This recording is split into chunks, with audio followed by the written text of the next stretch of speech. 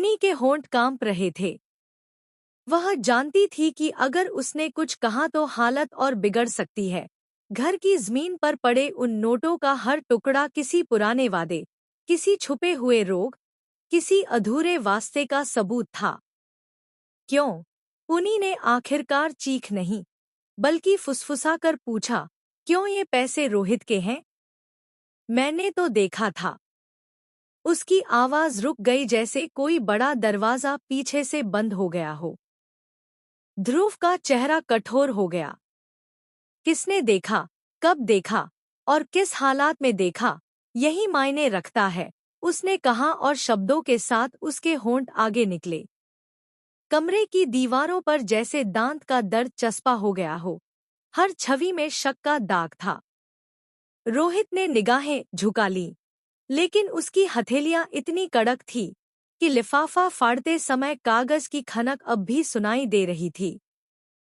वो लिफाफा, जो पहले एक सामान्य चीज था, अब मानो किसी भूले हुए राज का दरवाजा खोल रहा था। पुनी के मुंह से एक कहानी निकलने लगी, जो वो खुद भी भूल चुकी थी, पर यादों ने उसे धक्के देकर बाहर निकाल दिया। ये पैसे, ये चेक कल मेरी दादी के कमरे में पड़े थे, उसने कहा, और उसकी आवाज एक पतली सी धड़कन बनकर सामने आई। मैंने सोचा था कि किसी ने गलती से रख दिया होगा, इसलिए मैंने उठा लिया। पर अब उसकी बात दबी रह गई। कमरे में से कोई भी सांस लेना भूल गया। हर किसी के मन में एक ही सवाल उभर आया, क्या पुनी जानबूझकर किसी को फंसा रही थी, या समय ने उसे इस फंसाने के लिए मजबूर किया था? ध्रुव ने कदम बढ़ाया, उसकी आंखों में न्याय का प्यास साफ झलक रही थी।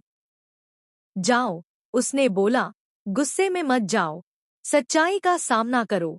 पर कितनी आसान होती है सच्चाई का सामना? अक्सर सच्चाई चिपकन की तरह होती है, हर एक रिश्ते की परतों में फंसी हुई, और उसे हटाने से कई बार चोटें खुल जाती हैं। रोहित की सांसें तेज हो गईं। उसके हाथ अंदरूनी जेब में जा रहे थे, कोई कागज, कोई दस्तावेज, या शायद कोई खामोश साक्ष्य जो वह छुपा रहा था। ऐसा करो, उसने अचानक कहा, और उसकी आवाज में जो मजबूरी थी वह किसी बड़े फैसले का इशारा कर रही थी।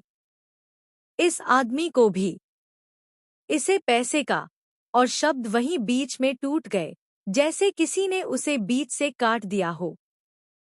वक्त ने ध्रुव की आंखों के सामने सब कुछ धीमा कर दिया। पुनी की यादों की दीवारें कंपन करने लगी, और हर स्म